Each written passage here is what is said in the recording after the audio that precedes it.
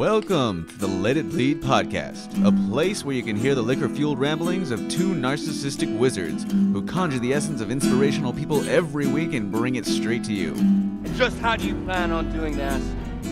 Magic. Motherfucker. And now for the wizards themselves, David Amaya and Phil Arroyo. It's good to see that Phil is back to human form now after being knocked up on all of these dentistry drugs earlier. For his fucking root I think canal. they messed with my my birth control or something like that because I was really feeling out of whack. And with mercury being in Gatorade or whatever they're saying, it's been quite a day. It's been quite a week.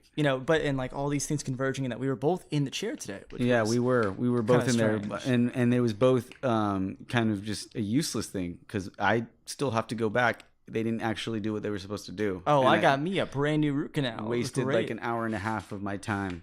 Made me late to work. Oh, but man. I'm not mad about it. Bastardos. Right. So that's done, and that was over with. We were both still able to come in today and talk about some really cool stuff, some stuff that a lot of you guys might be interested in because it's very different than, usually where we might go with our conversations. Because if you are at all into the esoteric lifestyle or at all into occultism or just, starting to develop your own spiritual beliefs on, how everything really is just tied together, then this might be an episode that's very interesting to you. We have a very good friend of a very good new friend, I should say, because even though we haven't known her that long, I consider her to be, a good friend. I think she's really interesting. Got a lot to say. Obviously, we had a great time just going off. We could have kept going and going, but Olivia Allen was on the show today. That was exactly. In that, we weren't entirely sure what to expect, and we thought our expectations were towards one thing, and man, no, it was fascinating how we got into that, and so we really delved deep on one of the things that I think that we get into occasionally on the show. Yeah, we have a wide range of topics that we did have Jeff on last week. We did have Jeff on. Go back around to, but the tone was also very It was one thing with Jeff, but with Olivia, we got very deep. It was more of a. There's a lot of different ways you could go. More of a cerebral, more of a I don't know. I want to say intense for lack of a better word, but it was fascinating shit. There was a lot of. I wish everybody could see my face during a lot of this because there's just a lot of wild whoa and eye popping and I wish everybody could see my face because I was just like, oh, this is great. I love this shit because it's just bouncing all these ideas back off into my head. Anyway, we don't want to just sit here and talk about how great the show is. We want you guys to listen to that. But first, we're going to go ahead and announce a couple things. First off, you should subscribe to the show. Go ahead and click fucking subscribe, follow us on every platform of social media. Facebook, Twitter, Instagram at Let It Bleedcast, and of course following us on, however you get your podcasts, as well as showing people that don't really know podcasts. You know what? Go ahead, find our Spotify because we are on that shit. It is so good. You know what? Alex Jones, my man, he's not even good enough to be on Spotify, but we are. That is saying something as far as I'm concerned. He's going to live on through this, brother. No. He's going to go ahead and... You're going to get us kicked off Spotify. You need to calm that shit down. I know, right? Okay? They're going to think that it's him. They're listening. They're going to think that it's him. Jonathan P. Spotify is a big fan of the show, okay? Oh, and if he hears you doing Alex Jones impressions, it's a slippery slope, okay? That is not a real thing because you're tricking me. Jonathan B. Spotify? That's okay.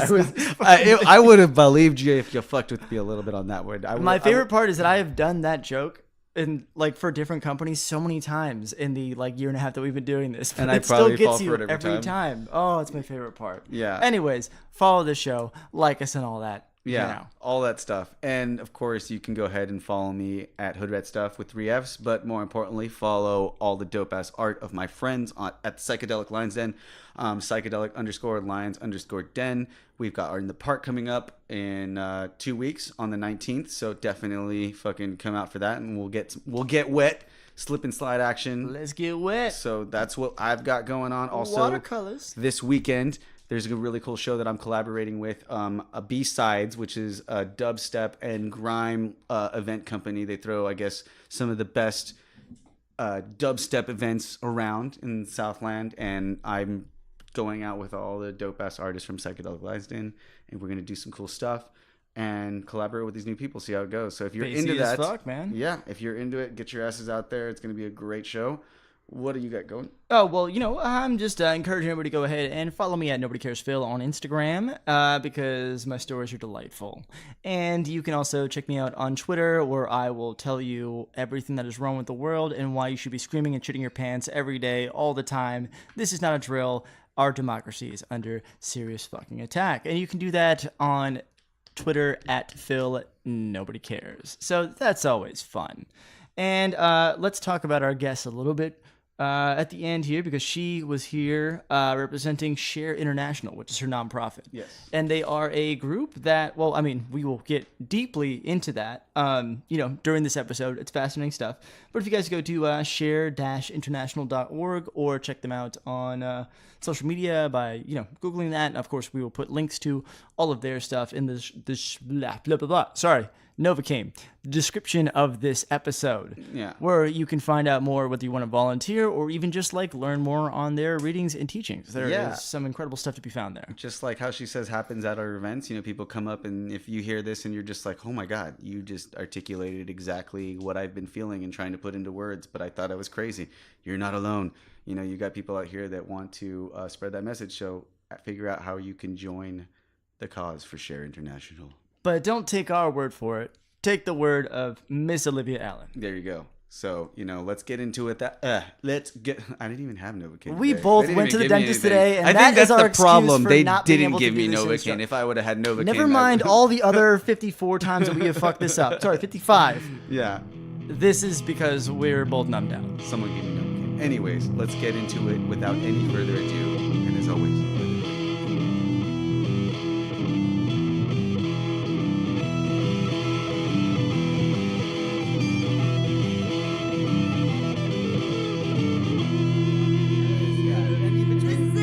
between the both of us, it's pretty smooth across the board. I mean, we ask the right questions and we get the right answers, and it ventures off into all of these different things. Whatever you want to talk about. Do we though? I mean, what? That's debatable. Whether we ask the right questions or get the right answers. Well, there's no such thing as right or wrong when it comes to.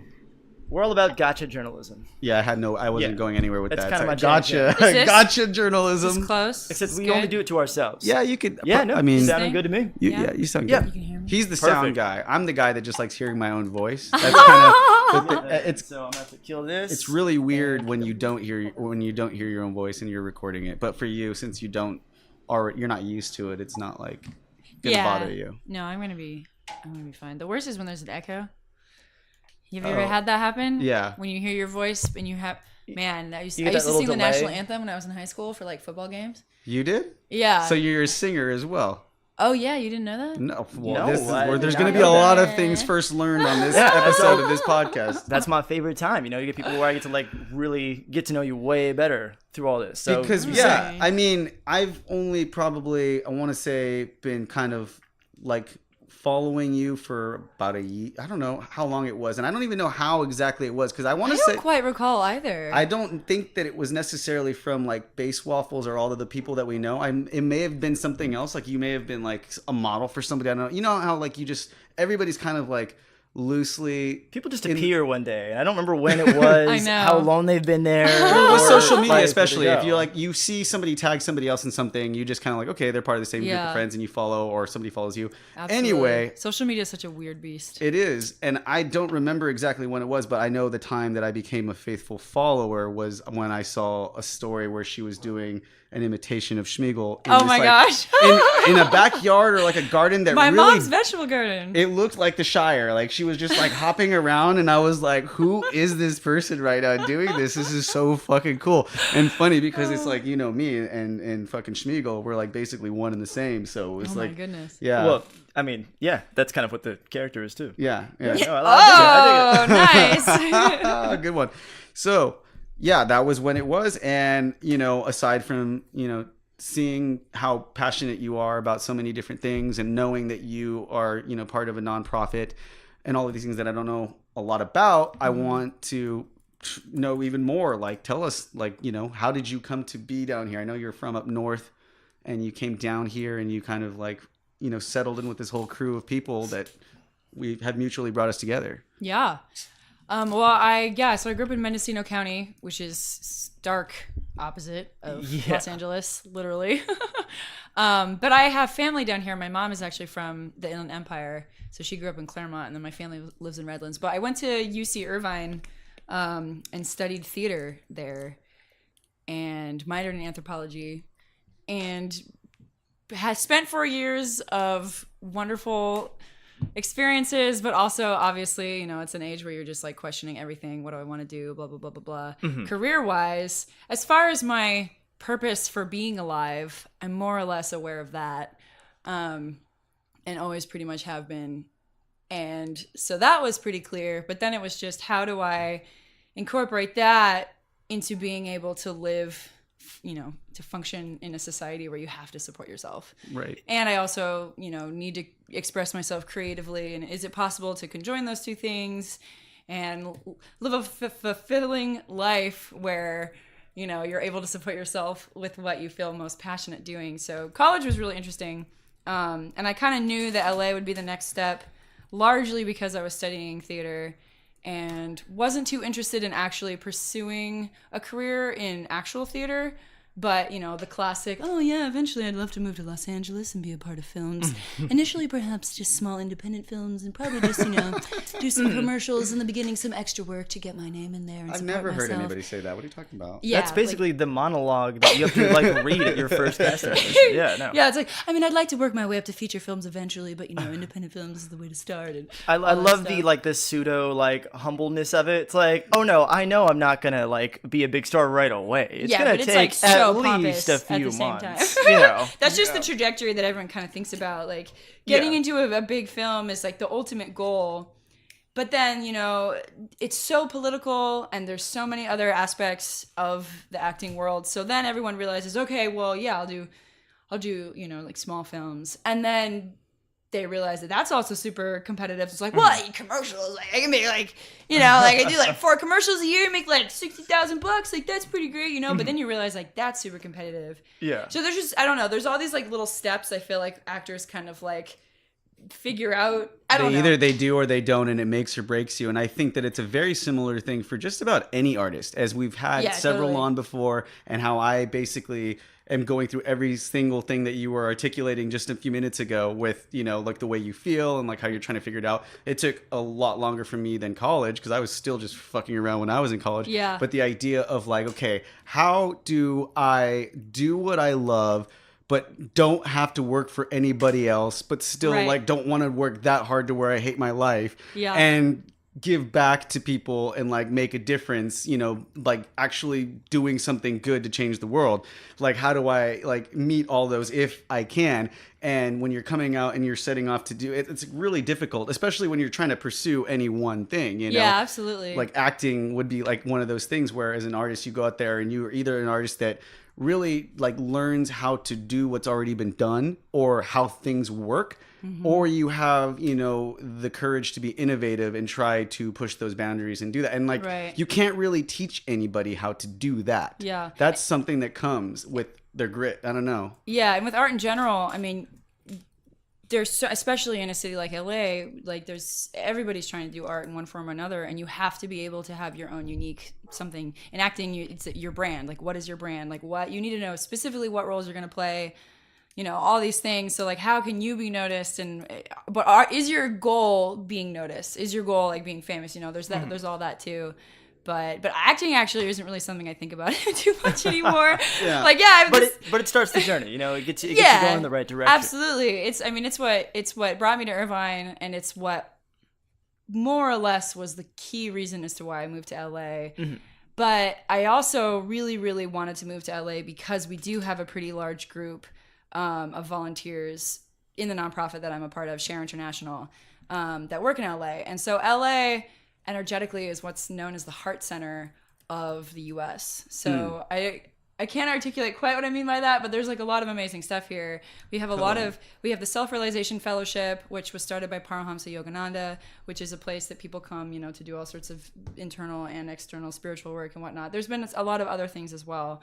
So that was like, okay, I know I'm not going to jump full force into trying to pursue an acting career. And I feel like my true purpose on earth, which is technically, or in my opinion, everyone's purpose on Earth is to serve the world in one way or another.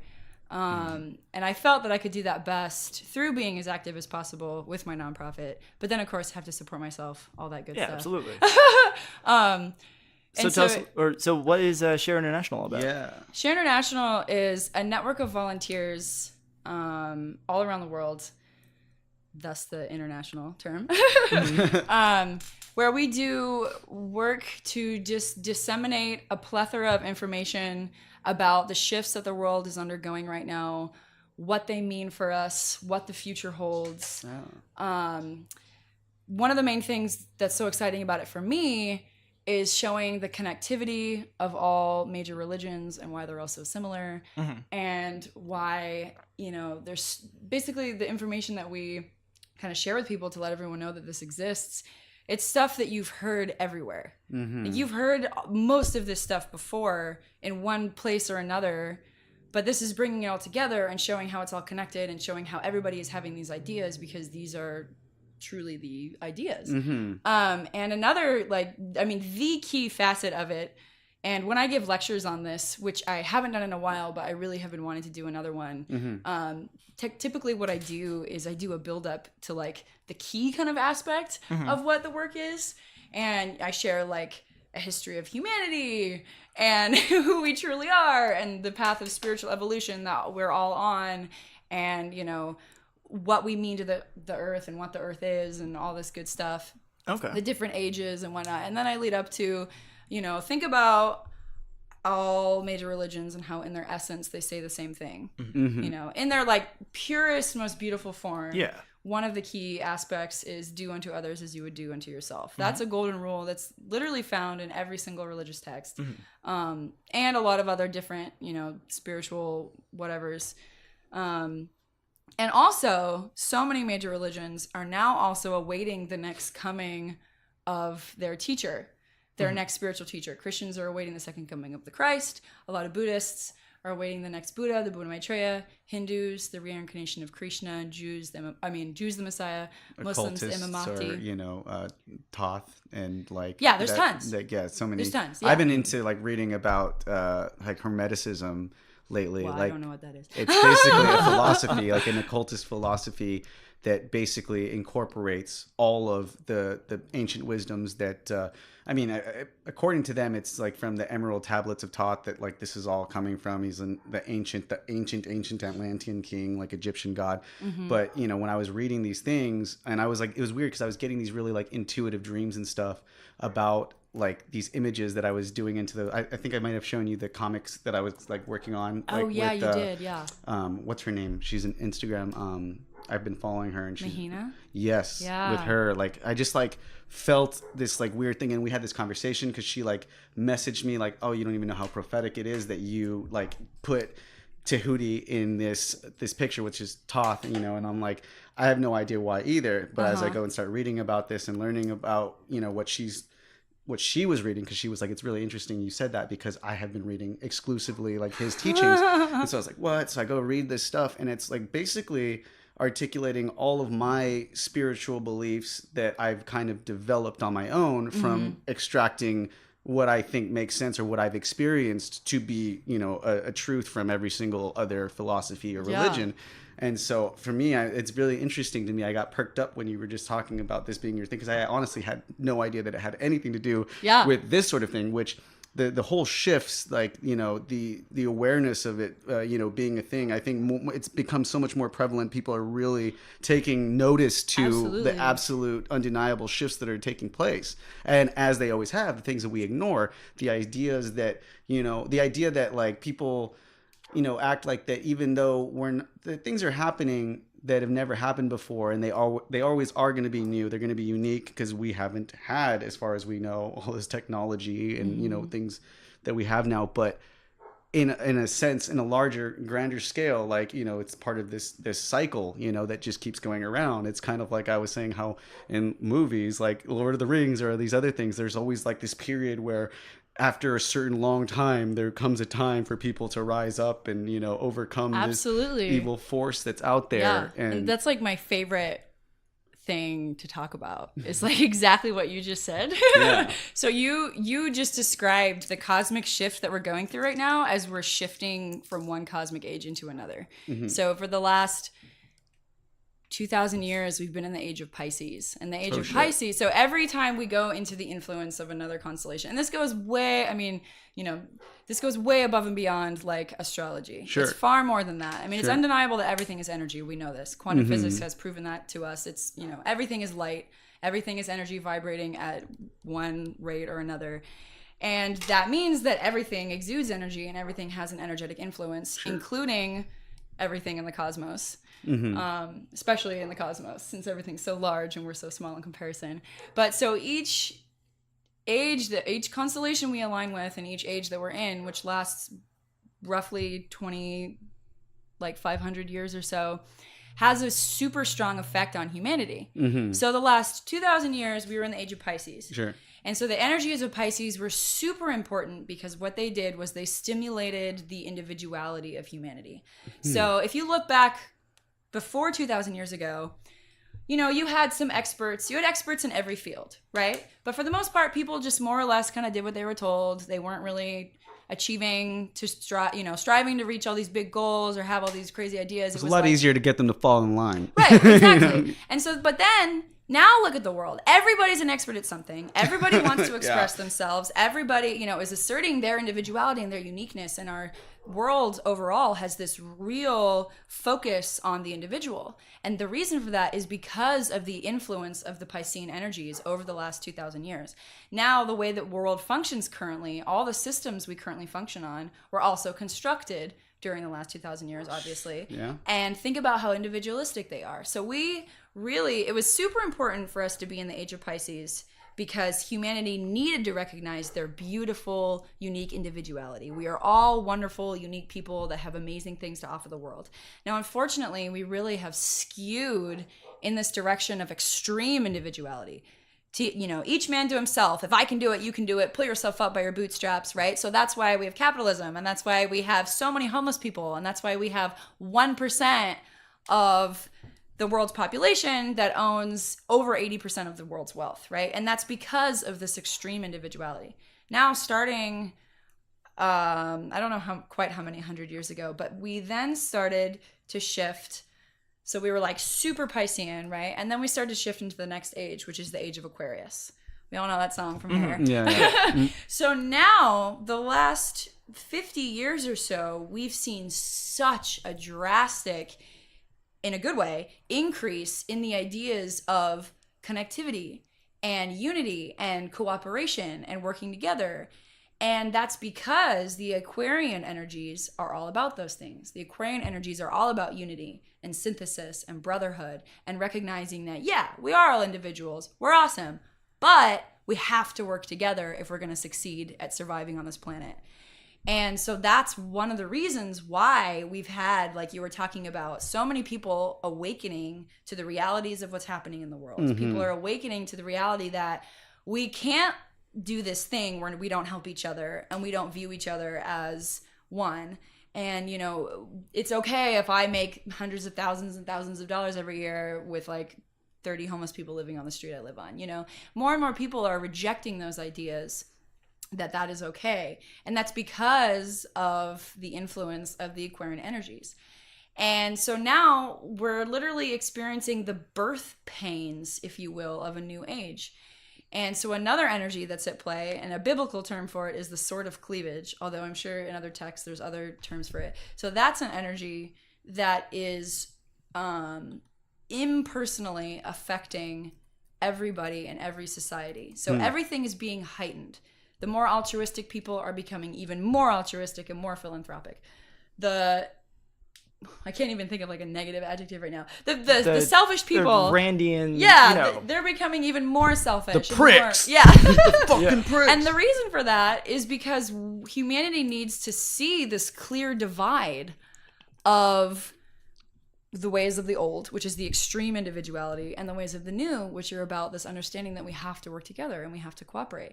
So everything's fucking crazy. Am I allowed to swear? Yeah. Yes, you are. Everything's fucking crazy right now because all this stuff, all this prejudice and all this violence and all this hatred, all blah, blah, blah, has been here. It's nothing new, but it needs to come to the surface in order for us to recognize it.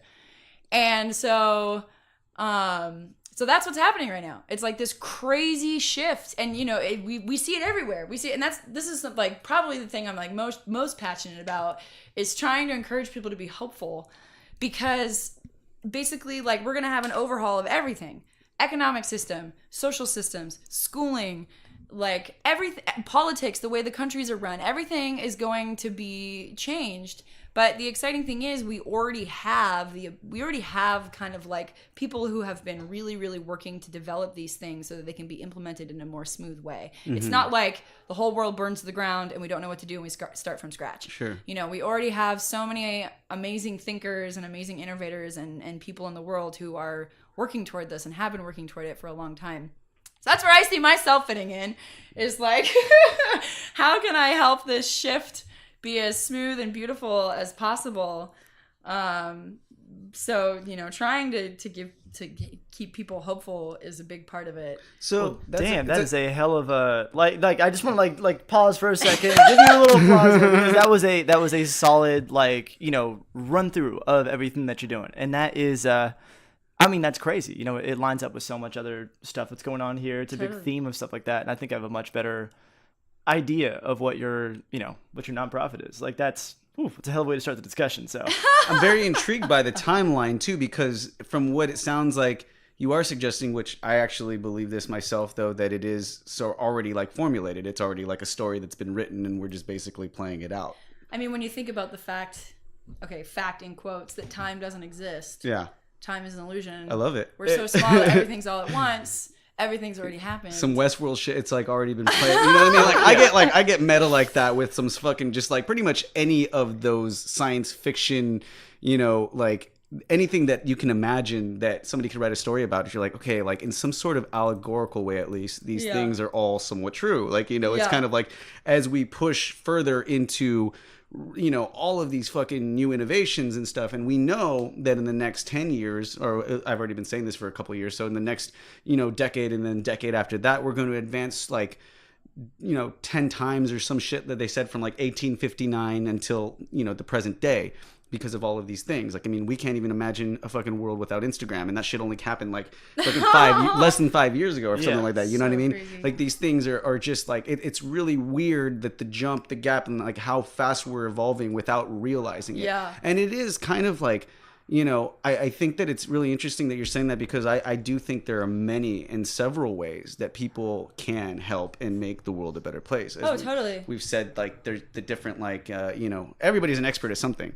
but that's kind of because there's just so many things to be an expert at. And we have so many new, things that people need to, focus on. And in a lot of ways, like politics are obviously part of that, in terms of like getting out there and making a change through trying to, just create better laws and trying to make things more, equitable for people. But there are other ways that are on a bigger scale that other people will be more effective at. Yeah. In terms of, I think getting people to really start to focus on the revolution where they might be most effective in helping the bigger thing. And that is the perpetually internal revolution of the self. Focusing on making yourself better, focusing on like actually doing everything that you are talking about. Because I mean, I'm very good at learning things and knowing things and explaining them to people, but I don't fucking do them. Like I know, I know what to do to like, make my life better. Like I know when I should go meditate or when I should do these things, but I don't do them. Yeah. But see, I think it's good. It's good that you're able to articulate them to others. Yeah. And so then, finding. But getting people to really feel good about themselves, because I've noticed a common thread out there that's people, we are finally at this point where we don't know what to do because we're fucking tired, we're angry, we're anxious, we're depressed Yeah. as fuck because we're just trying to like, take our mind off of all of the shit that we're going through and act like, the pull the boots up by the straps and, get going and just like, change the way you think about it. But at the same time, though I want to stand up for people and make things better for everybody else, I also want everybody to know, as much as we need to make things better, we need to also learn how to not take things so personally too, individually. And so, because it will take us a lot further in getting shit done.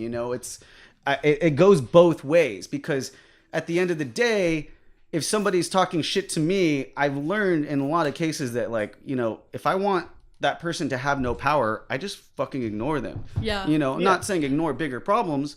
Not like, you got to learn how to pick and choose your battles and who to attack. Absolutely. Oh, I'm so annoyed with myself. And- I have all this like paper material, Share International paper material, but I don't have it with me at my house right now. But the one thing I did have that I was almost brought, I don't know why I didn't. It was talking about self-realization and what that is, and detachment. Two things you just touched on. That's so beautiful that I saw that paper and should have brought it. Hey, shoulda, woulda, coulda, you were here. We're talking about it. Yeah, I know. Yeah, I'll elaborate. Were you gonna say something? Oh no, we'll be ready now. No, I'm just getting ready to jump in here. But you guys have got it going on, and I had a root canal today, so I'm a little bit fucked up. So I'm happy to let y'all do it. We both went to the dentist today. So did Mark. It was a dentist day. I don't know what it was. Yeah, but he had like some crazy shit. I saw that. Well, Yeah. you go down. It's Well, I getting a mean, lot of work that's actually a good segue, because he had to get like 5 root canals, like Something 23 fillings, stuff like that, and he's going down to Strong man. Mexico to get it because the system is so broken. fucked up. Such a Absolutely. the healthcare in this country is just such a an age of Pisces level thing where it's all individualistic, and so much of the focus of the post World War II era and up, especially getting exacerbated in the 80s, and we're seeing that just run so rampant in there to where it's like, no, every man for himself. Yeah. And this idea, like, why should my and I'm seeing it echoed across so many things. Why should my taxes pay for somebody else's healthcare? But realizing, like, no, I mean, there's this study that came out from this Koch brothers study, which is from a major conservative think tank, that put out a study that said, like Medicare for all, like universal healthcare, would cost $2 trillion less than what we're spending now if we were to implement that. And so it's like they can't even deny that this Aquarius age thinking would undoubtedly benefit everyone. Yeah, but because Absolutely. you raise the level of everything going on there. But Phil, we need the wall. You don't understand. We need the man. wall. And you see It that needs to thinking go everywhere. up. You mean Wednesdays on NBC? Pink Floyd? No, you see that thinking everywhere. I mean, for-profit prison systems, pharmaceutical companies, college, like everything, there's all these things that should be human rights that we are more than capable of supporting as a country. Sure. But we don't, because everyone who is in power wants to keep their power, and they want to keep their money. And so you were talking about all the innovations that we are currently working on and engaging in, and how larger of a role they're going to start playing in society. And one of the key things that needs to happen, like truly needs to happen, is the relinquishing the grip of the people who currently are in power. Yeah. Needs to be loosened. Change the whole fucking system. Yeah. Like rip it apart is what I'm saying. Like, And that's kind of what's happening now. And I obviously despise Trump. How could you not? Mm-hmm. But in a sense, he's almost kind of acting like Shiva. In that, seriously though, in that he is like, everything has been falling apart for quite a while now, but he is truly showing us how badly we need to just reset. he's the face button. of an era, a shitty era. Like Right. when people look back, they're gonna like think about him and like the ancient text that we show on an iPad that still works. I think the greatest metaphor to like everything that you've been saying is literally playing out through half of California right now. That is on fire because right now. we've needed like this clearing fire of brush, like a period of. And it plays out in nature, and it plays out over a long course of history. Yeah. What do you guys think like about that, people too. saying about that shit being like totally planned and staged for people's hate toward California and stuff like that? And this is the kind of shit that got Alex Jones banned from Facebook, from YouTube, from every major platform, from Spotify. I said good fucking riddance. That shit right there. Because is that what he was starting? He was saying that stuff? No, well, he just got banned from everything because everything is a conspiracy theory now. It's just playing so Wait, fast. they and banned loose with him? it. Yeah, he's gone. He's not allowed to be on any anything right now. Who did that? All of social media, Spotify, YouTube, Facebook, all of it. They really his censored channel, him? his whole channel is fucking gone, man. Dude, I'm He surprised was calling for people to assassinate Special Counsel Robert Mueller, Right. the guy who's no, I'm sorry, like that's not censoring. That's straight up hate speech and using a private company's products to like incite violence. I don't Fuck that disagree shit. with you. I'm Yeah. just Does not saying deserve to be on that there. fucking. I'm surprised that it's not gonna like cause up a lot of crazier shit like him still going over there and getting more people like under some underground shit or some other thing that's gonna No. fucking try to rise people up against that. Because they're Trump supporters, dude. There are people still supporting And Trump. they can go to their dark web shit where there's only 1,000 of them all congregate on the same Yeah. fucking thing, and they don't get to use like the platform that everybody else does to spread fucking hate speech. That's how we got here, man. But how do you People stop are him just from outright doing like private shit? No, I mean, you can't. you can't. It's not to stop. This is not a free speech issue here. Yeah. Free speech only At protects least you you're from stopping the that government. energy Right. from going out. He's not going to get in that arrested, way. and nobody's telling him that he can't say what he's saying. Right. There's nothing stopping him from keeping his own website up and posting videos and hosting them there. That's completely fine, Right. But just not on this major platform where he gets this built-in audience. No, like I that. don't think he. I mean, Yeah. I'm not against them for not doing that. I'm just like thinking in my head, like, whoa, it's a shock to me that like it still happened and that like people aren't gonna like. I don't know. It shouldn't be. I get what you're saying. I'm just fighting back against that because people just have such a gross like misunderstanding of what the First Amendment like is and protects you from. I agree. And people think that they're like this. We like there's this false idea that like the marketplace of ideas is one where every opinion should be treated equally and is equally as valid, and that's how we've gotten this weird like balance that we've all insisted to go by has gotten us in like has been one of the big reasons because that we're in such a shitty situation. Yeah, and Because- then of course it's not upheld when it comes, to like racial differences and whatnot. Like, it's, Yeah. there's so many instances where a person of color will do something that very clearly is not hate speech. It's their free speech to do whatever they want. And then everyone's up in arms, like, Copernic kneeling or whatever, like all that kind of stuff. there's a lot of pearl clutching. There's a lot of like, oh my goodness, like what? Oh, there's censoring. Like, no, you're don't watch being football, huh? purposefully fucking pronounce obtuse it about wrong? this shit. Well, no, that's great. I mean, I like that you did that because I was like, that's how you know that you're cool and you don't watch football. 'Cause you don't said, watch football. At, How do you at pronounce first, it? I thought you said Copernicus. Kaepernick? It's Kaepernick. Kaepernick? I only know that because at I've one, only ever read it. Wait, that's what you were saying? Yeah, that's what she said. Yeah. She was, I don't know. No, but I only like that because like I at one time was I fell into that whole, and don't get me wrong, if you like football and it brings back like memories or bonded you with your father or your whatever, then that's great. I'm not gonna like hate on that. But I was there too at one point, and like I realized, and I think it was with that was like the Donald Trump for the football team for me, not because he kneeled or anything like that, had nothing to do with that. It's because he came and he almost won the Super Bowl and he totally ruined it because before all of this happened, he was just a really shitty, like fucking cocky person, like that. And I was just like, fuck it, I'm not watching football anymore. Interesting. And then he goes and does this whole thing and I was like, oh, too late. I don't watch football anymore. I don't care. Yeah, I'm not a big. Well, I mean, that was so much more. You're talking than about just Kaepernick? football, Yeah. though. I was just like over it. Like, I mean, him kneeling had Yeah. nothing to do with football. he was Yeah. a pretty like like a B+ quarterback, he had a chance But, like- to get us one more so we could always say that we're better than the Cowboys. And then I was like, and no, his it like doesn't matter. now. his Yeah. ideas like when he first started doing them, they were kind of half baked, and I was like, ooh, I don't need this guy being like the voice of this, even though I appreciate what he's trying to do. Yeah, he's just But the wrong messenger. admittedly though, since then he has gotten himself way more educated and like realigned the message and done a fucking fantastic job. So I am a way bigger fan of Kaepernick now, and he sparked a movement. I cannot hate on a guy who's gotten results. I mean, you cannot look at the current, just the conversation that we're having in this culture and not attribute a big portion of that right back to Kaepernick. Like Yeah. he's done some amazing, like he's done more with his life now than most football players I can think of off the top of my head probably ever would have accomplished. That's got to be a crazy feeling to like know you did something that like just completely changed some shit. It's like, also in the so world. crazy too because Yeah. when you break it down and you look at everything about it, it's like, wow, like this is all just because like white America doesn't consider black people to be like whole humans. Like, Yeah. I don't know, just as far as the context within it was I it's kept just wanting to like go back to like no, it can't be like no, it's and then just like fuck, like every road leads back to that. well, yeah, I mean, know? absolutely, and that's you want to give them like it as a whole the benefit of the doubt, but like god damn it, at the end of the day, and it's so far removed, I think, from my experience, or any of your guys' experiences too, like what it's like, growing up in like a small like racist ass like little.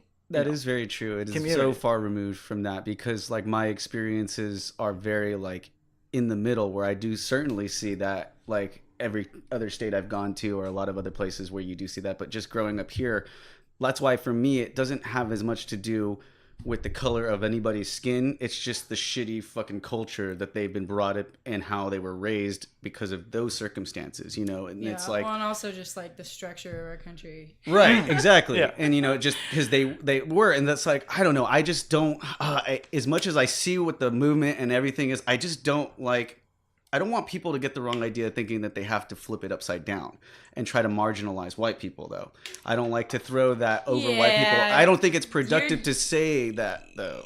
I mean, you're walking in dangerous territory because no one's saying that white people should be marginalized. But nobody's saying that on the level of like what people are thinking, but somewhere down the line. But it's like not possible. Like, it's literally just not possible. Like, because of how deeply ingrained systemic racism is, and because of how mentally ingrained it is, and how every single, like, I know people say this and everyone likes to be like, oh, not me, that's not true, blah, blah, blah. But like, everybody is racist who's not a person of color. Like, that's just, and so, well, it's just like inherently in your mind. Wait, why can't a person of color be racist? Well, they can too. It's agreeing on like the definition of racism, and this is where like the problem comes up, because I've heard this definition of racism that I think is a new one, because it was for me and it was for a lot of people, where there's a power dynamic involved in it, and where if the power structures, like if you're not like the dominant power, like you cannot be racist, and that feels like a lot of like mental jujitsu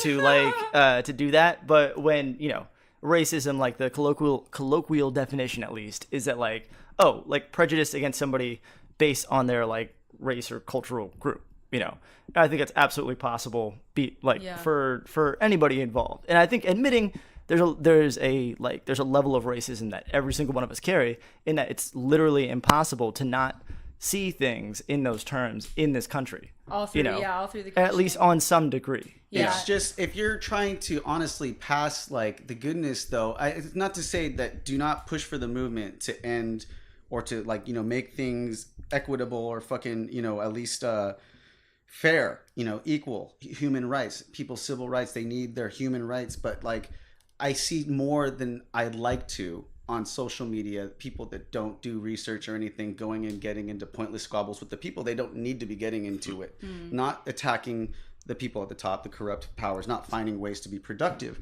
about how it goes down. And I think that this is the case with just about any movement. It's not to say anything. That's a really good point. And that's why I try to bring that idea out there to people that, hey, like, if you're not going to go ahead and actually go about it in this way and like really do your research and attack it by taking the steps to like, either run for office or go help out with like support groups, or like, spread it in like the way Phil does, more. I just find that there's too many people that probably shouldn't be doing, like, you might work in a place where you're in the restaurant, but you might not necessarily be the person that should be cooking. Remember, though, everybody's an expert. But that's my point is, you might be part of the system Right. helping out, but it might not be your job to do this one thing that somebody else should probably be doing, and that's why we need to work together and work and figure that out. Yeah, and find efficient and good ways to channel your energy in a way that you're actually going to have an impact, instead of just either proliferating ideas that aren't necessarily the ones that we need proliferated, or if, like you said, not educating yourself and not getting. It's not just about being right; it's about being effective. Yeah. You got if you're gonna go and just act out of anger, but like not actually, try to at least use that anger as passion towards doing something that's effective, then it's kind of, you're just feeding back into that fire. It's also hard, though, depending on who you're talking about and who you are. A lot of people don't know how they can do that, don't feel like they can, and a lot of people are just so angry. And that's why we're here talking about it. Yeah. And we're bringing up ideas, and we're getting... And that's the thing, is doing anything, even figuring out what you're good at. Like, it's hard. It's Follow not your dreams easy. and make people happy about their dreams. Make people that feel like they can't do anything, that feel like they have to settle down into that mode, that system where they go to work. And anybody who has dreams, they start to hate because you're ruining it for them, and you're taking away from us, and you're not contributing to society. You're not doing anything worth the goddamn. You know? Exactly. And then it's so hard because like it's because of the way society is structured. It's so hard for everyone to, like you said, to be able to have the means to pursue something where they feel like they're being fulfilled. And that's really in line with one of the like shifts that's in the process of happening. And one of the things that we can look forward to in the future is, because of technology taking over mundane jobs and because of the restructuring of society where we don't need to be working constantly to support ourselves, everybody will eventually, maybe not quite in our lifetimes, but hopefully eventually everybody will have the opportunity to really be with themselves and be like, I have a purpose, I am worthy, I am capable of, or I'm intentional, that I am here, it's intentional that I'm here, and we'll be able to actually do something where they feel fulfilled and satisfied. And so something that I really strongly believe, and so slightly tangential, but important basis. Yeah. So what you were talking about earlier with the teachings that you were familiarizing yourself with, there's a body of teachings called the Ageless Wisdom Teachings, or the Perennial Philosophy, which is essentially the same thing. It's an amalgamation of all these things you've heard, and putting them together and showing how they're all related. And that is kind of one of the basis of things that I've studied and wish to continue studying.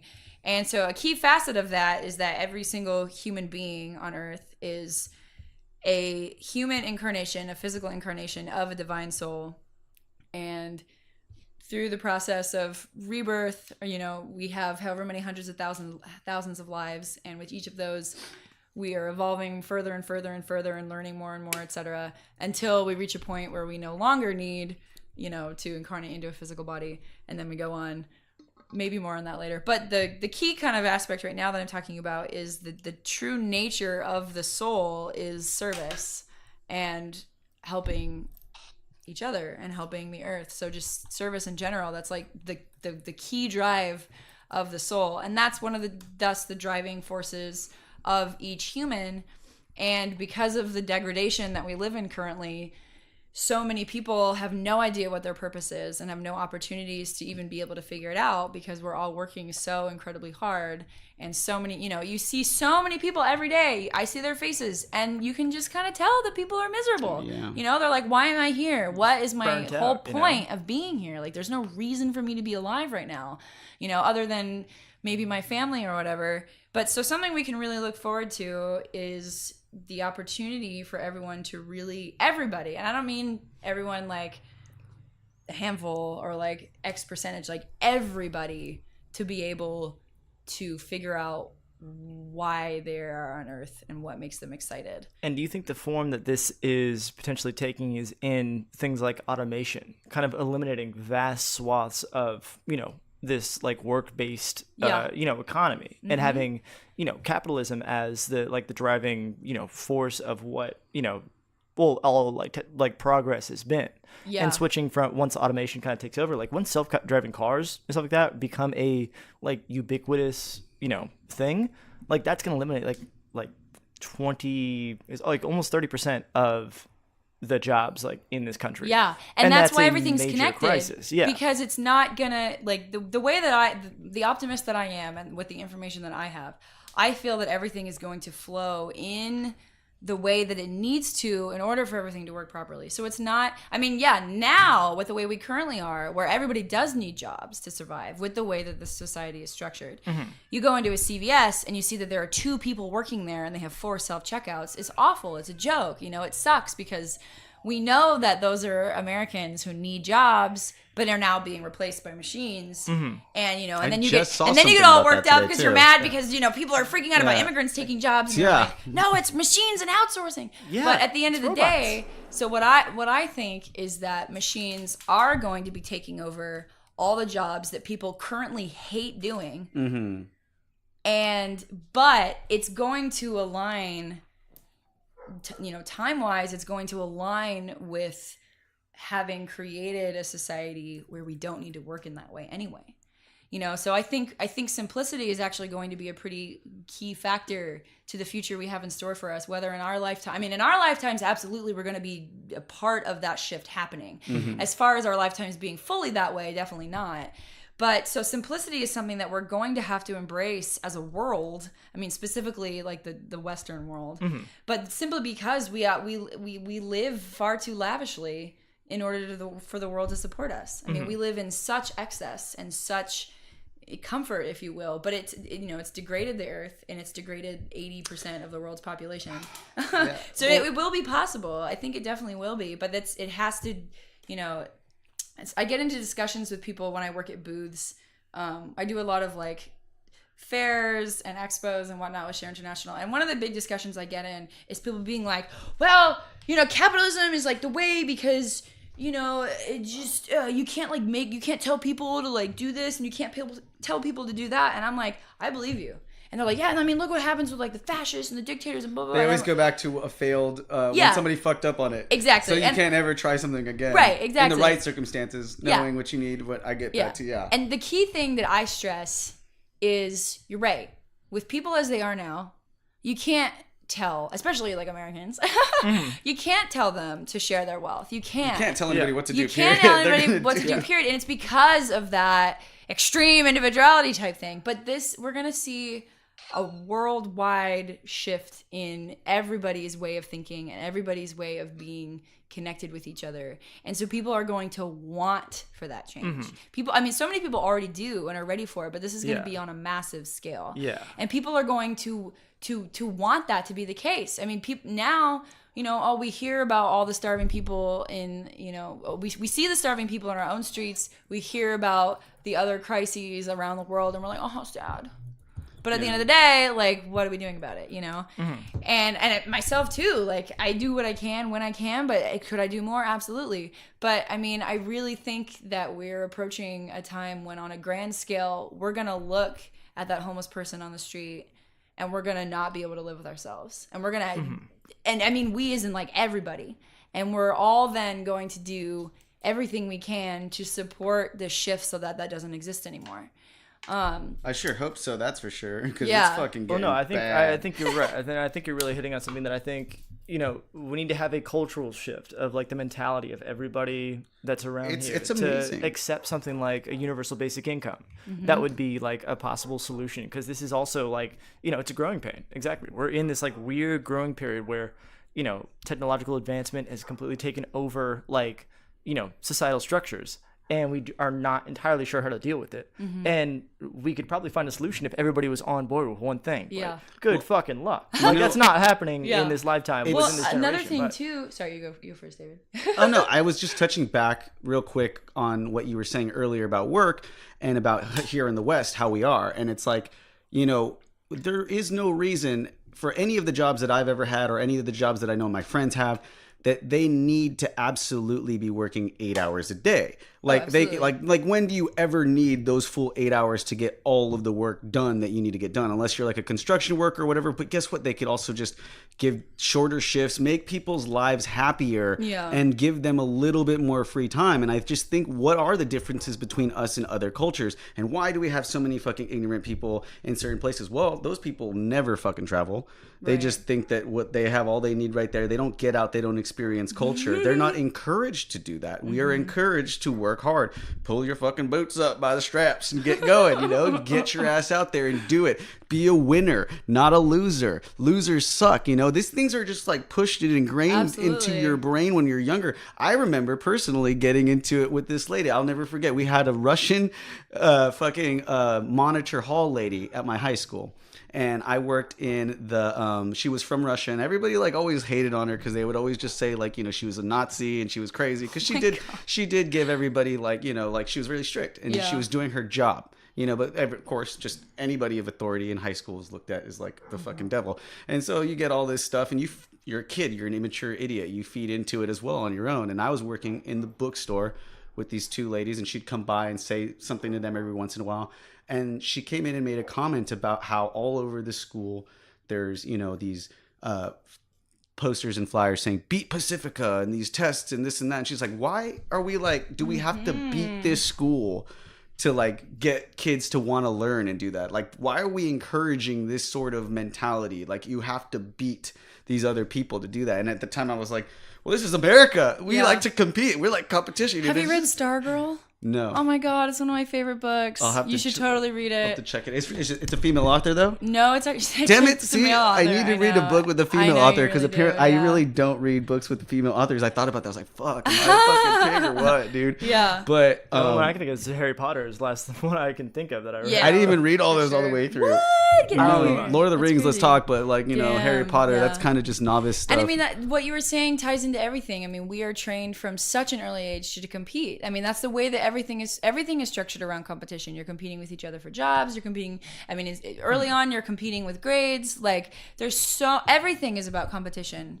And more, everyone's realizing how unhealthy that is because we're all striving for what are we even striving for? And then that is a great segue into and we what suppress you our were emotions saying. and our feelings, and Yeah. we try to hide them down until they bottle up, and then we we create problems for ourselves, cancer, all these things that are internal that are Yeah. actually caused by the mind and your gut. Yeah. That we don't take care of, but also like all of these underlying issues that we have from our youth because our parents thought this was the only way to raise your kids, Yeah. and there's trauma that just goes unchecked, and you're just like, Well, I think it's also important to acknowledge whenever this part of like the conversation comes up, in that like competition did have it has its purpose, Well, It did. totally. And like this just brand like your of, ego this does have brand a of purpose thinking. too. Yeah, no, but you got to it's- tame that shit too. It's only now where we can see like on the horizon, like a possibility that was actually made through technology. So it's not something that's been available before. It's not like, if we had tried this before, it would have worked. No, it wouldn't.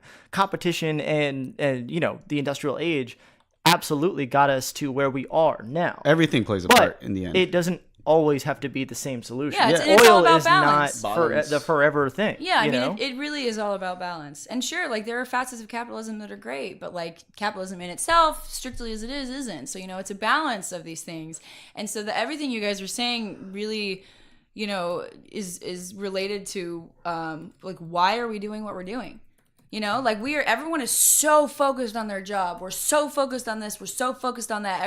And at the end of the day, okay, so so my job is, like, I work for an editing house, and I love everyone at my job. Everyone's great. But everyone just works themselves to death. And for what? Like, what kind of editing? they make like movies and TV shows and stuff, so that's Oh, super shit. cool. Yeah, that's but rad. just in I've got general, especially when you think of like business jobs, Yeah. I'm it's totally like it's of like, that age too. I've worked in editing houses before, very and I'm cool. just like, yeah, no, fuck, I'll be there for 12 hours. Like, I don't care. Like, cause Yeah. I And like it's that like- shit. But and- that's so ingrained And in in my my psyche. mind, I'm just like, okay, and I can't even talk because I'm not helping the world as much as I would like to be, of course. But it's like, especially America, we're so focused on our jobs, and we think that that's like the most important thing when we don't give a fuck about everyone else suffering. And it's like, we work our whole lives so hard, and for what? Like, what? You're gonna die, and you know what? You're gonna die. That's why the and- kids are 31 and because why? Because parents are like, oh, all you want to do is go travel, go to festivals. Yeah, we don't want to fucking get old and do nothing like you guys do. We want to live life a little bit and experience this now. It's not even about doing nothing in the end. Like, that's honestly doing nothing in the end. Oh, you mean nothing during their lives? I'm talking they got you raised and all that stuff, and then you just see it. It's like, they're fine at this point because they've Yeah. already settled themselves into that way of life. They've settled themselves into that, and God bless them for doing it because. I mean, they've supported me. They got me where I needed to go. They definitely have supported me more than I could even imagine. But it is this sort of like mentality though that eventually has like led us to where we are now, Right. where kids can't fucking pay for their fucking shit. And that's what I was they getting can't to. take care of themselves. What I was getting to is I had mentioned simplicity earlier, and so my whole point in being like, what are we even working for when we're destroying the earth, we're destroying each other, none can't of us even are survive. happy, Yeah. we can't support ourselves in the way, So what I think a key aspect of what the future holds is a return to simplicity and a return to realizing that so much that of the things in the world that we bombard ourselves with, they're glamours. They're not real. There's no substance to them. They don't make us happy. What is the point? Especially when we're degrading the earth as much as we are, and we're hurting each other, and we're not happy. So I think that I think we're gonna wake up to this more and be like, oh, you know what? We could be living really simple lives and actually really feel fulfilled, because we're not stressed about making as much money as possible, and we're aware that everybody is happy and that everybody is at a point where they can try and feel fulfilled, and we're not fucking the earth up, so, and I think we've really kind of lost sight of the beauty of simplicity and kind of a slower paced life, and things like growing your own food and whatnot, and that's a huge thing that is a detriment to the earth, is like, in industrial farming and industrial, like raising animals in that way and whatnot. And that's because one of the reasons of that is because it's impossible for everybody to grow their own food right now, or to like buy it locally. And there's so many people who live in food deserts where they're not capable of getting fresh food. A huge thing. It's a huge thing. And everything is interconnected into just this crazy way that society is structured. Right. And how everyone is so unhappy and stressed and like, but yeah, I don't know. And people want to pretend like, it's all equal, or that this wasn't by design, or that the structures of society do not have gigantic ramifications, even if they were things that were implemented and flipped over in the 60s. It's like, no, those things still reverberate to this day. Absolutely. And have a massive impact on what's going on. Absolutely. And if you want to just throw your head in the sand, like, over that's crazy to me, But I do see, even though we are at this lowest of lows right now, I do see a resurgence happening because of the fact that we're talking about this now. You see so many more people trying to make more earth conscious products, more ways to, the awareness is being spread. Totally. And it might not seem like we're getting anything from it right now, but I definitely know that it is making, even with the festival culture, like more than it ever used to be, even though we see still everything turns into Coachella at a certain point.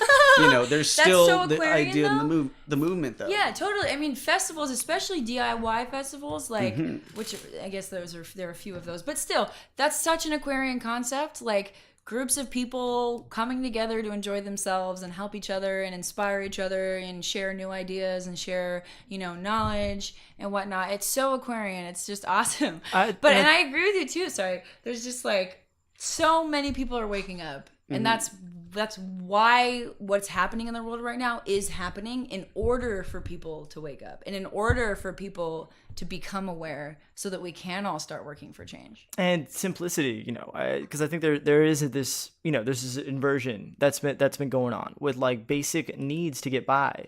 The cost of that has risen so fucking much. Absolutely. And things that were luxuries has dropped significantly. And it's crazy that you can get like a new iPhone for like half of your rent. Like that is so out of balance there, And so at this point, like in culture, like simplicity doesn't necessarily have to be like a dirty word, Oh no. It's like I'm using it as a great word. Yeah, no, it's a beautiful thing. Like you can have a quote unquote simple life, which is not, being lavish with a mansion and going on vacations every month and shit like that. Like we don't want it anymore. We don't want all these things attached to us because we're overwhelmed. We're like, the fact I think that is another one of the that's tied into the anxiety and the depression that you see people posting about, and they try to make jokes, they try to like deflect from it, but really it's just a fucking cry for help. It's like, fuck, I'm overworked. Everybody's overworked. Everyone's it's hard to answer somebody's text. Yeah. Sometimes I go like 3 or 4 days now. I used to get mad at my friends like a few years ago. I was like, how do people not respond to their texts? And now you're just like literally like the thought of picking up my phone and looking at that text and reading it and trying to comprehend what it says is giving me an ulcer. Yeah. I want to fucking think about that right now. Like I don't want to do that. Yeah. Another thing too is like the generation prior to us was so material thing driven. Like look at the 50s. Oh my god, I have my new washer and dryer. Isn't it exciting, Willie? Yeah. Oh yes, darling, it really is. But now we're like, we're realizing more and more that material wealth and material things are not what make us happy. Right. Especially when we see I've used this term 1,000 times in this conversation, but like the degradation that it's caused on the earth. Especially when we see how and don't get me wrong, like I like material things, but just as far as like on a grand scale of things, like our generation has realized that is not the ultimate goal of life, is to have as many things as you want. It's not. You don't feel fulfilled spiritually or emotionally. Like because it's not real. You don't need those things. And it doesn't define you either. No, totally not. And there are obviously still people who feel that it does. And yeah, like you can, like obviously I have a very expressive style, and in a sense it kind of defines me. But like I'm not. That's great though. Like, having that individual sense promotes people to go out and design their own, how they want to dress instead of like, okay, I'm going to go to Forever 21 and pick out the same shirt that like 20 girls wear, But like your style is also your choice, it's Right. not the brand, it's not the thing, it's not the like, oh, because this is harder to get, I am better than you. Like that's an Right. idea that I do not really see, and maybe my worldview is limited, but I don't really see that permeating like our culture in our age group. Yeah, I mean, not with us. I mean, there certainly are people our age who are like that. I mean, clout and like financial. Just think about the movies that used to Music, inspire like males and females, like different, like there was definitely more geared towards males, but you have movies like mobster movies and gangster movies and Scarface movies and like stuff where like they're showing people to like idolize like getting Lavish rich or lifestyle, dying trying, yeah. get rich or die trying type of mentality. And even it's always mind blowing to me that like much like the Rick and Morty thing that we were talking about, how people still will idolize these when you know exactly what happens at the end of every fucking story. The point is, it's a cautionary tale. Yeah, it's like, don't do this. You're But, literally getting the opposite from this shit. but it's still somehow, being that it's artistic and cool, like, I mean, it kind of does romanticize it to where, like, people that just, they look at it, they're like, oh, that was cool, like, I mean, I suppose that it goes with drug movies or anything else. But Yeah. now we're at a point where, like, you're starting to see art that does actually depict, things that need to be changed and definitely spreading themes of awareness. And I think that it's coming, people are searching for the simple things more than ever. I think people want to go on hikes than I ever can remember wanting them to go on. People need simplicity, nature, And the connection to nature. getting away from the clutter, the light pollution, breaking away Absolutely. and doing all that stuff. These are things that are becoming trendy, if you will, but they're also, it's still good. I still great. encourage it more than anything. My friends always used to say, don't like, this guy's doing it because it's trendy. I'm like, oh, because you own the fucking earth before, like you own the dirt, also, like in the world. fuck yeah, what a great thing to be trendy. Yeah. Like sure, like maybe this girl's only going on a hike because she wants to take an Instagram picture of the top, but But that's she how it got starts. out Next thing there. you know, she's Yeah, fucking doing Gorgonio like 3 exactly. times a week. Yeah, She's And fucking. I mean, I think that all calls back to like what you're talking about, like the growing pains of it all. The swing back in the other direction, because we've seen over the last decade or two, or even you can expand that scope even farther. But like what this rugged individualism, and also like what being so focused on technology, like the drawbacks of all that stuff. How it can be unhealthy, and what sitting in an office all day will do to you. Like that Right. becomes more, as it becomes more common knowledge, people are passing back against that. And so going on hikes and nature and all these different diets and things like that, as people explore more and do more things like that, I think is the compensation for it. The pendulum swings one way, and we're in the middle of it swinging back the other. Yeah. Now, something that I would be a fool to not talk about, since like my nonprofit was like kind of a interesting factor of this, is like what the ultimate kind of message that we're sharing is, and it really ties into people's question of like, okay, well, why are you confident in this? How are so many people going to change? How are we going to do this on our own? And it stems into the reality that humanity is not alone, and that we are a very young planet. We're a very young species, and we have had so much help from behind the scenes that we're not aware of, because we're just haven't been made aware of it yet. But so another thing that I was talking about how all major religions are connected, the reason why all this information resonates with me so much is because my gut instinct is that there can't be so many religions and like spiritual interpretations of life that have so many similarities and thus have everybody be just stark wrong and have there be nothing. Yeah, it's a bunch of different programmers or gamers at the same time playing on this like World of Warcraft console where they're playing different levels, they're meeting up with each other, they kill each other off, and then they come back. That's just one of the many fucking allegories that I have for like what it could possibly be in terms of, but like this hierarchy of intelligence I certainly believe in, though I don't really think that any human being, and I could be wrong because I don't know, maybe I'm just saying it because of that, I find it really hard to believe when people are so certain of any one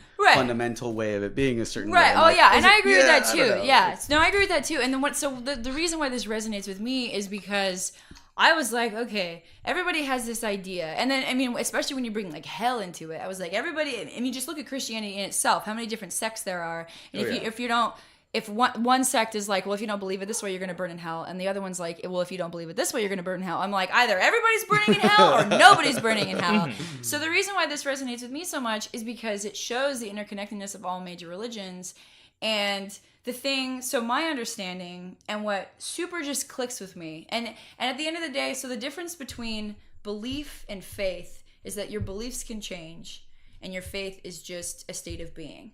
And so I have like, I just have faith in what this is because it just resonates with me so deeply, is that the trajectory that every single human soul is on is in Catholicism, it's becoming a saint. In Hinduism, it's reaching nirvana, or is that Buddhism? Buddhism, my bad. There is one in Hinduism. I'm forgetting the name of it. Right, but they all have this end game. Well, right? but it's not an end game though. It's not an end game. It's just a new step. So basically, what really makes sense to me, and what I have learned from my studying, is that there are different levels of initiation that a human soul goes through in order to no longer have to be trapped in a human body. Humans, typically, the average person that you know is typically relatively unevolved soul. And there's different levels of initiation, right? And so the people that we know historically who were like super powerful people, typically, who've made a huge impact on the earth, they're more evolved souls, typically. But this is, over the course of hundreds of thousands of lives, with karma balancing out as we're going along. But eventually, a human soul, after how many number of incarnations it's supposed to do karmically, or within the law of karma for itself, it reaches a point where it doesn't need to incarnate into a physical human body anymore. And it's become a master of wisdom, or a saint, or it's reached nirvana, if you will. But then it continues to evolve, either on Earth or elsewhere in the cosmos. And so this might sound like super crazy, but whatever. So like, our bodies are bodies with souls, right? So the planet is a body with a soul. The solar system is a body with a soul. The galaxy is a body with a soul, if you will. And so evolution just continues, and I have no idea if it stops or what or whatever. So and then it gets even more complicated when you think about, okay, well, if evolution is a continuous thing, yet the earth created us to be on it, because there is an actual like logos, like a soul of the planet, and we're a part of its body, but then we can continue evolving on our own and maybe eventually become a planet on our own. Like, that's crazy to think about. But so what I was getting at earlier about how humanity has had help is there's a group of these masters of wisdom who are essentially just super, super evolved human souls that have gone through all the same trials and tribulations that we have, that have been helping humanity from behind the scenes forever. And, we're like the fifth root race of humanity. We're not the first try at humanity on Earth. So humans are actually, or if you will, like sentient beings in the same way that we are, with the same level of consciousness that we are. We're not the first attempt at that on Earth. And so thus there are souls. Wait, so what are you referring to when you say that? Like do you mean like and like Lemurians and whatnot, just like other humans before we evolved from. So in anthropological terms, are you talking about like this is like all like since we were Homo sapien, or like going back to like Cro-Magnon? So we're the race of humans that did evolve from from Homo, like we went from, I'm forgetting all the terms. We got like Australopithecus and stuff like that. That goes through to where it is, and there's probably consciousness probably develops at some point during all that. So like I'm super like I think Atlantis is real, like all that. So like but that was before we evolved from animals into what we all know. So I think, and that there's also like there's different kingdoms that we don't realize. So the human kingdom is actually its own kingdom, and this is obviously everything I say, this is just take it with a grain of salt. This is all just to know that this exists. But so the human kingdom is its own kingdom. And then above the human kingdom is the kingdom of souls. And that is the kingdom that you enter when you become a master or when you reach nirvana or whatever. And so there's a group of these masters of wisdom who are just, members of this kingdom who have helped humanity forever. And so many of our ideas have been put into the mind belt by these masters of wisdom, kind of just suggesting them, and then someone gets the idea. And, so it's put into their head or whatever. So many things that we have had, so many amazing, like, breakthroughs and whatnot that we've had have been through that help. So now I think I mentioned, like, quite a while ago that each major religion is waiting for the next coming of their teacher. And right now, like, because Buddhism technically has it with the Dalai Lama, who's a reincarnate of. Well, the Dalai Lama is always a reincarnation of himself. Okay. Right. So with Buddhism, Gautama Buddha said there will be another Buddha like myself, the Buddha Maitreya. So I just want to from a layman's perspective, I just want to make sure that we're, all like kind of establishing this clearly. So you're saying that the kingdom of souls is more of like a metaphysical, like spiritual, it's an actual being? kingdom, but it's like, let me read this. not on the physical. I don't know. Yeah. So okay. there's a I feel like we're jumping from like stuff that we're talking about literally to stuff that we're talking about like metaphorically. No, to I stuff mean- that's I like mean literally. I religious, mean, like, spiritual. I Okay, mean, so this is like- what you're. It's okay. hard to explain or articulate these things to make sense to anybody who uses conventional wisdom or who can't, like, Well, no, I can understand. I a lot mean, of like- these things, like not what we saying were you talking don't, about, but and see it's like gonna seem crazy to Yeah. some like people. to sum it up in a sentence, like it being like what you're preaching is like the Venn diagram of every major religion and like the Yeah. core components of Well, that. and what I'm talking about and is now that- we're talking about jumping into something else. That's a new thing to me at least. Yeah, that would make sense if it's new. So but I just didn't want to like breeze by it, without having somebody be like, oh, like I wanted to have I some understand. questions in there. Yeah. So I'm sure we're. So we have good. mineral, plant, animal, human, soul, and then maybe there's more, and I don't know. But scientists are, forever they've been studying how fine is matter, how fine is, what is like the finest thing we can find. And more people are starting to learn about the etheric plane, the different planes of existence, and how everything is just energy and vibrating at different levels, and how that means that there are different levels of existence that when you're on one, you're not necessarily aware of the other ones. So this actually is, and I obviously have not studied enough to know to be like, here's all the science of it, but this is a very scientific thing. When you experience it too, it's kind of undeniable, and it's not the same way for everybody. Yeah, well, I mean, I am sure haven't experienced it. I'm very much a human. I'm very physical. No, glimpses into these other planes of existence where you see things, and these are things that are discredited when people give their accounts of psychedelics.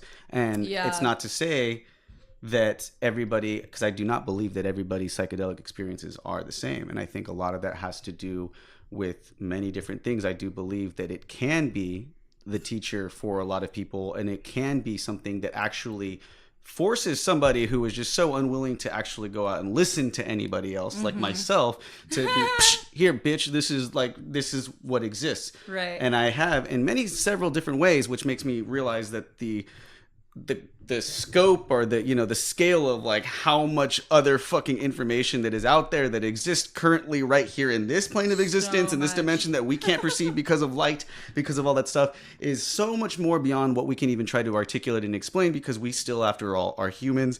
We know that dolphins use more of their cerebral cortex than we do, which is a trip and a half, because those motherfuckers are smart, but we still can't communicate with them. Just the mysteries are so endless, and it's best to just explore with a great curiosity, but kind of understand and feel all of these things. Like, it's easier to, instead of splitting hairs over which god came first or which god did this and that, it's like, well, let's just look back at humanity and see how everything is played out, and realize that things get lost in translation a lot. And so that probably all of these things at one point in time were way more they were meant to be coinciding with each other rather than like its own separate thing. But like, shit does get lost and get fucked up. But I have no idea. I need to look more into, obviously, a lot of different religions, but these are just like things that I've learned on my own from my own experiences in that, and seeing these other entities that could easily be written off as just a hallucination until you go later and you see that somebody else has depicted exactly what you saw. Yeah. And you're like, okay, you can't, And I that's can't called make that dogma. shit. What you were describing is dogma. Is like is personal interpretation being projected onto a more general thing. So like my belief or what I think is that all major religions stemmed from an actual real place of higher consciousness. And then over the years, whoever had the power at that point to do so input their own dogmas and their own exclusions, their own whatever into it to make them be all these separate things. Yeah, it gets looking like telephone, like a game of telephone. Tower of Babel. Yeah, no, I get you. Is there a name for what you would call this like concept? Well, what concept are we talking about? Well, I mean, I know you're nonprofit, but is there if you were to talk about this as like if it was its own separate religion, not to like put it in a category because I'm not exactly sure how you categorize it, but is there something to like refer to this by? No, I mean, well, like I said, there's the ageless wisdom teachings, but one of the reasons that's like the kind of thing why, and one of the reasons why, like I said, why I find this so exciting too is because like this is a body of stuff that like I had said is like you've read this in so many different things, and there is also a lot of noise out there, I think, especially within kind of like, so there's something called the astral plane, and the astral plane is like the plane where because everything is energy, right? We know that. So every single thought we have puts out energy, and that energy has to go somewhere. So whether it has a direct karmic relationship, toward whatever you were thinking. Bouncing off. There's also the astral plane, which is like where all your thoughts go. And so there's a lot of fantasy on that because there's a lot of collective thought forms that have created different fantasy things. So when you're, it can get, when you get into the realm of like talking about spirituality and with different people, you can get a lot of very astral kind of stuff where, people who have an understanding of what astral things are will be like, oh, this is all very astral. It's all kind of fantastical. But then it's like, who am I to say? Like this is all my opinion. Yeah. Yeah. But I don't know. Like, I mean, I get that there's a fine line between like, is this a religion? Like what makes this not a religion? Like there are higher spiritual beings involved. There are like practices that, it's recommended, like the transmission meditation, the meditations that I host weekly. But at the end of the day, it's like no one's telling you to do anything. There's no one book. There's like hundreds of books written by tons of different people that all feeds into the same thing. And it's all just like what strikes truth within you. Sure. And I think I probably have done kind of a bad job at articulating it, but it's like so many of the ideas I have, none of the ideas I have are new. Right. None of these are unique. Like Sure. these are in so many different spaces, but this is we are a collective consciousness though. Right. Yeah, I mean, so, totally. yeah. Yeah. So this is like the ageless wisdom teachings or whatever is for me a way to bring all these ideas together that everyone's having and be like, yeah, everyone's right to an extent. Like here are all these things, but then of course you can break off into like, well, what's the truth and how do you know? Well, that's the thing, and that's one of the ideas that I loved about the Kabbalion, which is the occultist philosophy based off of the teachings of Hermes, which was the like third incarnation of Thoth, which is this guy in this book who's the ancient Atlantean, and he goes, even in the very beginning of this book, he goes back and explains how like fucking ancient he is and how he keeps coming back, and he has stopped now. He hasn't come back again, and he will return, just like we were saying before, how every religion or every, faith has that. But the Kabbalion was, based off of the teachings of Hermes, which is basically this old ancient wisdom that does bring all of these different religions and ideologies kind of together. The good things from all of them, the things that for me make sense. So as I was reading them, like instead of duality, they talk about polarity, how there's the opposite end. So like it goes along with the idea of how we believe these cycles, when we're kind of on the pendulum swinging both ways.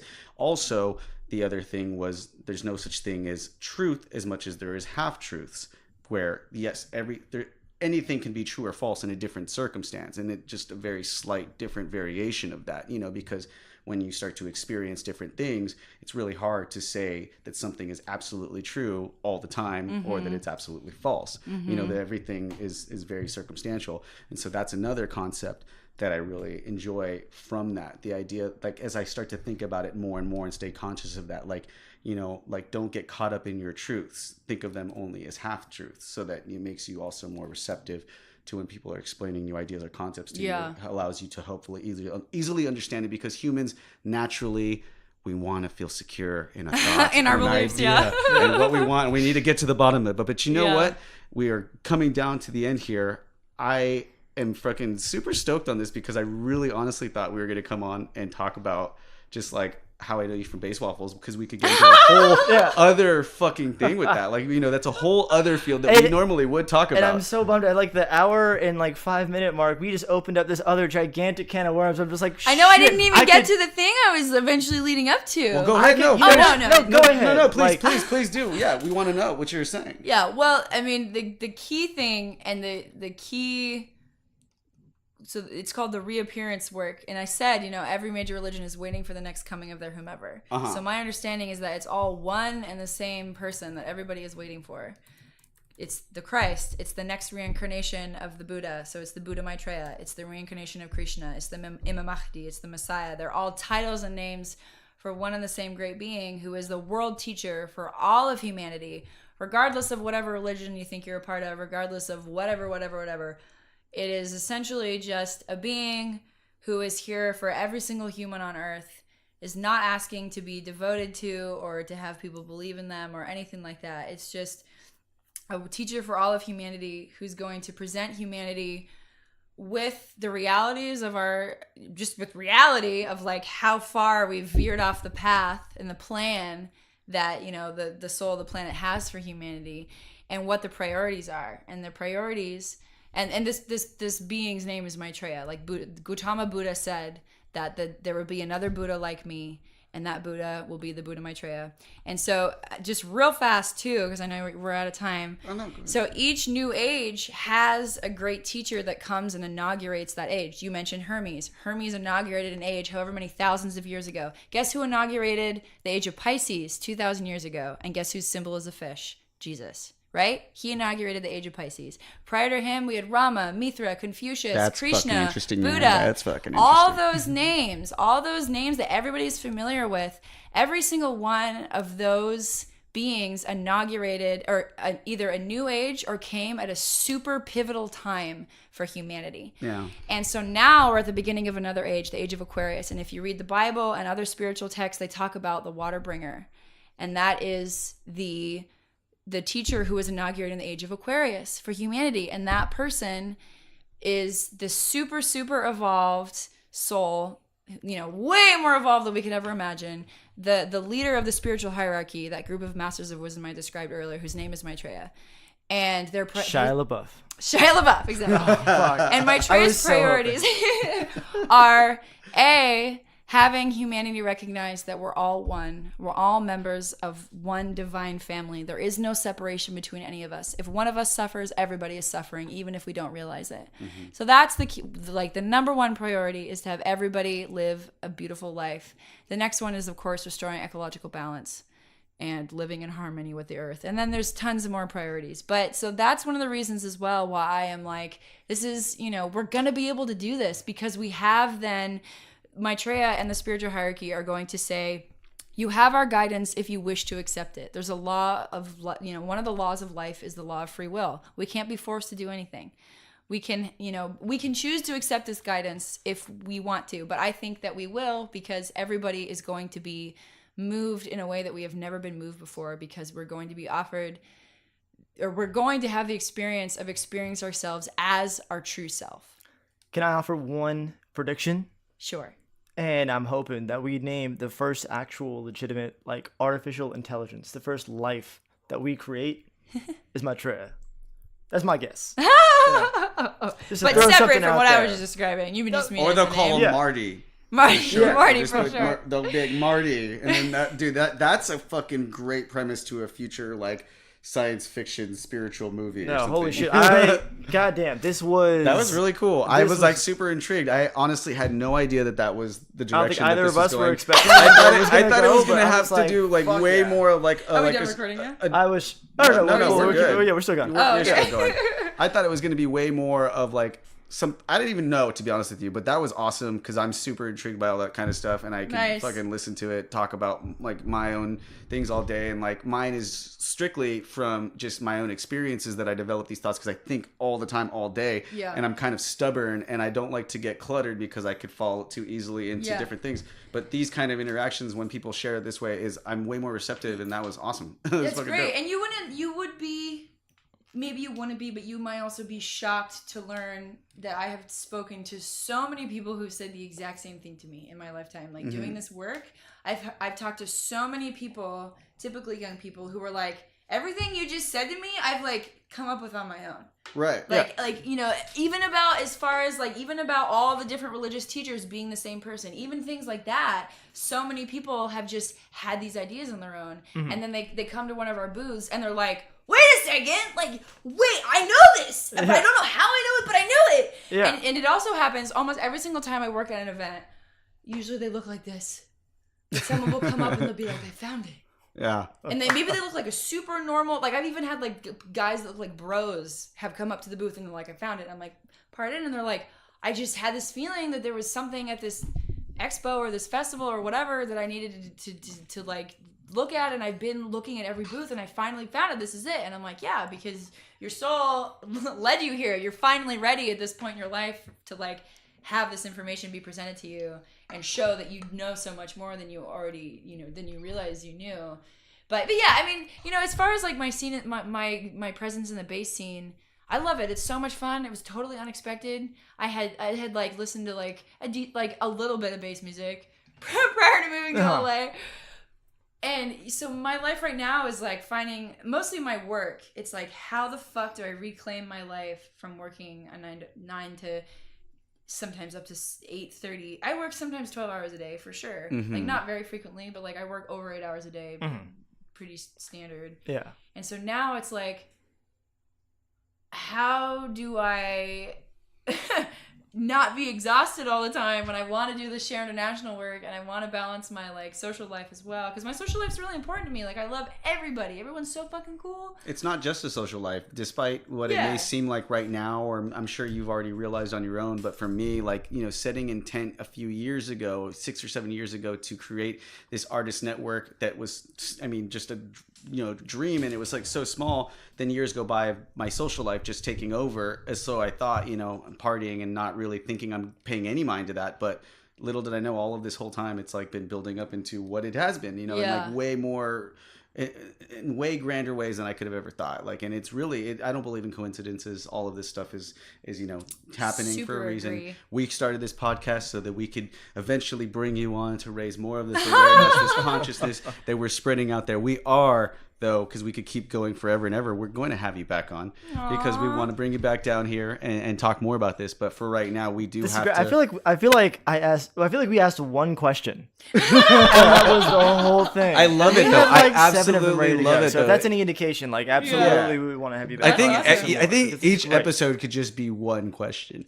But, you know, for right now, aside from the Share International, Share International, what else would you like to plug for yourself? You know, any social media platforms that you want people to follow? But let's talk about Share International. Like, what can people do to get involved? True. Like, is there physical work people would need to like volunteer? Is there, you know, at least some social media channels where people can keep up with stuff? Yeah, so like I said, everything is volunteer. There's not a single paid position within the entire thing.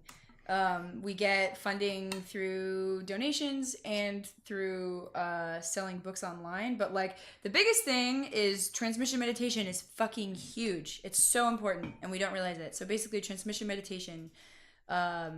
Well, if we're limited on time, then I don't need to get into exactly what it is. But that's a huge way you can do a service, and it's super simple. You could tell people to reach out to you. Yeah, on your reach out social to media. me. I have a meditation group. Yeah. We meet on Mondays at 7:30. I'm still going to go to that soon. I know now that I know it's connected to this other thing too, it's even going to give me much more drive to go. And then volunteering. We work at events. I mean, every weekend there's an event. So is there a website that people can go to? There's a website. There's also like a regional website. I mean, you just have to forgive how absolutely. Well, I can get it from you later, Old-fashioned and we'll website post it is. in the description of this episode, so people can get a direct link to it Okay, all. yeah, that would So Is there like a Facebook page and Twitter and everything? There's a Facebook. Share-international.org is the website, and then there are various Facebook pages.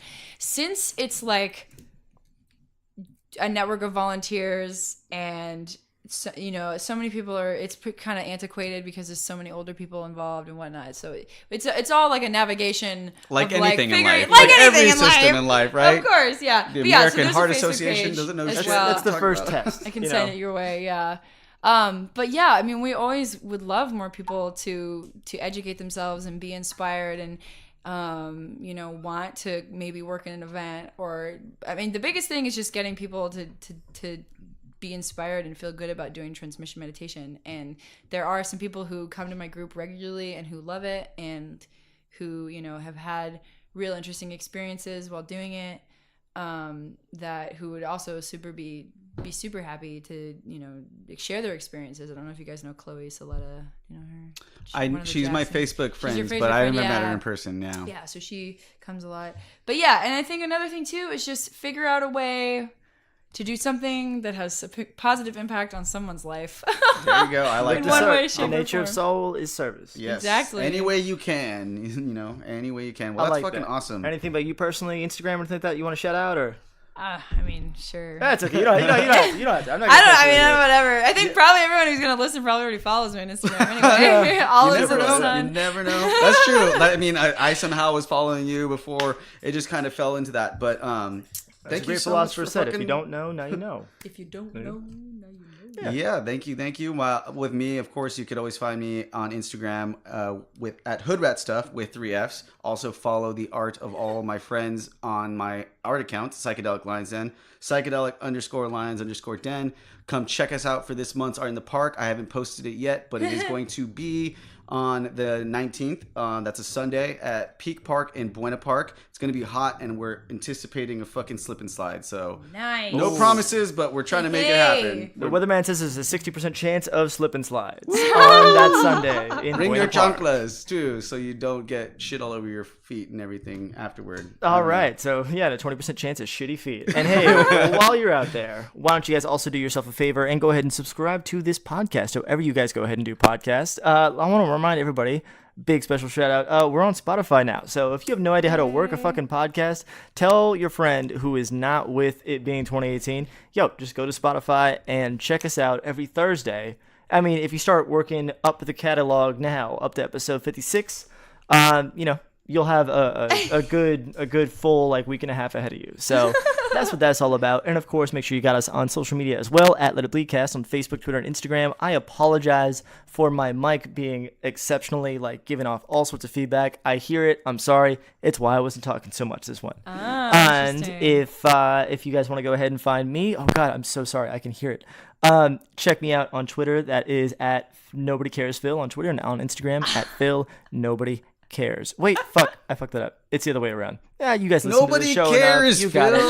You know what? You're exactly right. Okay. Well, thank you all for tuning in. Thank you, Olivia, for coming down here on a Tuesday night. That was awesome. Thank you so much. And we cannot boiling fucking hot room. I really appreciate yes, it. absolutely. It's fine. I love your passion. I love your drive. It's inspiring not only to me, but hopefully to everybody else that's been listening. I hope that everybody who's been listening could take away from this show, and don't be afraid to let it bleed.